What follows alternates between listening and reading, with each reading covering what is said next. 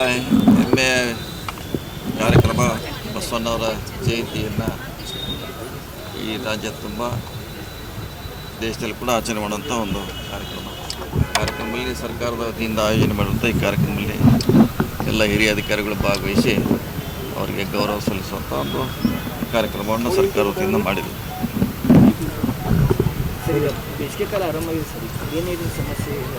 ಇಲ್ಲ, ಈಗಾಗಲೇ ಮಾಡಿದ್ವಿ. ಮೊನ್ನೆ CM ಅವರು ಮೀಟಿಂಗ್ ಮಾಡಿದ್ದಾರೆ, ಬೆಂಗಳೂರಲ್ಲಿ ಡೈರೆಕ್ಷನ್ ಕೊಟ್ಟಿದ್ದಾರೆ. ಅದಕ್ಕಿಂತ ಮುಂಚೆ ನಾವು ಕೂಡ ಸಭೆ ಮಾಡಿದ್ದೀವಿ. ಸೊ ತಹಶೀಲ್ದಾರ್ಗೆ ಅಧಿಕಾರವನ್ನು ಕೊಟ್ಟಿದ್ದೀವಿ, ಯಾವುದೇ ರೀತಿ ತೊಂದರೆ ಆಗಬಾರ್ದು ಅವರು ಅದನ್ನು ನೋಡ್ತಾರೆ. ನಾವು ಕೂಡ ಮತ್ತೆ 15 ನಂತರ ಒಂದು ಮೀಟಿಂಗನ್ನು ಮಾಡ್ತೀವಿ ಇನ್ನೊಂದು ತಿಂಗಳು. ಈಗ DK ಶಿವಕುಮಾರ್ ಅವ್ರನ್ನ ಭೇಟಿಯಾಗಿ ಪಕ್ಷದಲ್ಲಿ ಆಗಿರುವಂಥ ಏನು ತಾರತಮ್ಯ ಅಂತಿರೋ ತಪ್ಪು ಅಂತಿರೋ ಇಲ್ಲ, ಅದಾಗಿದೆ. ಅದೇ ಅಲ್ಪಸಂಖ್ಯಾತರನ್ನು ಹೊರಗೆ ಹಾಕಿದ್ದಾರೆ. ಸೊ ಅದು ಆಗಬಾರ್ದು ಅಂತ ಭಾಳ ಅವ್ರ ಸಮುದಾಯದ ಭಾಳಷ್ಟು ಮುಖಂಡರು ಎಲ್ಲರದು ಅಭಿಪ್ರಾಯ ಆಗಿತ್ತು. ನಿನ್ನೆ ಅಧ್ಯಕ್ಷರಿಗೆ ಕಡಿಮೆ ಮಾಡುವಂಥ ಪ್ರಯತ್ನ ಮಾಡಿದ್ದೀನಿ. ಮುಂದಿನ ದಿನಗಳಲ್ಲಿ ಸರಿ ಮಾಡೋಣ ಅಂತ ಹೇಳಿದ್ದಾರೆ. ಸರ್, ಈಗ ಅಂದರೆ ಯಾರು ಮನೆ ಮೇಲೆ ಇಡೀ ದಾಳಿ ಆಗಿದೆ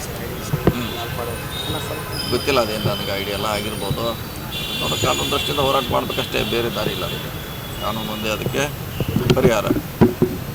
ಸರಿ, ಆಗಿರುವಂಥ ತಪ್ಪು ಸರಿ ಆಗ್ತದೆ ಅಂತಾರೆ. ಏನು ಭರವಸೆ ಕೊಟ್ಟಿದೆ ಸರ್? ಮಾಡಬೇಕು. ಹಿಂದೆ ಸಾಕಷ್ಟು ಜನ ಹೊರಗೆ ಹಾಕಿದ್ರೆ ವಾಪಸ್ ತೊಗೊಂಡಿಲ್ಲ, ಏನಿಲ್ಲ ತೊಗೊಂಡಿಲ್ಲ. ಅದೇನು ಪರ್ಮನೆಂಟ್ ಏನಲ್ಲ. ಹಿಂದೆ ಸಾಕಷ್ಟು ಜನ ಆಗಿದೆ, ಆ್ಯಕ್ಷನ್ ತೊಗೊಂಡಾರ, ಶಿಸ್ತು ಕ್ರಮ ಆಗಿದೆ. ಮತ್ತೆ ಅವ್ನು ವಾಪಸ್ ತೊಗೊಂಡಿದ್ವಿ.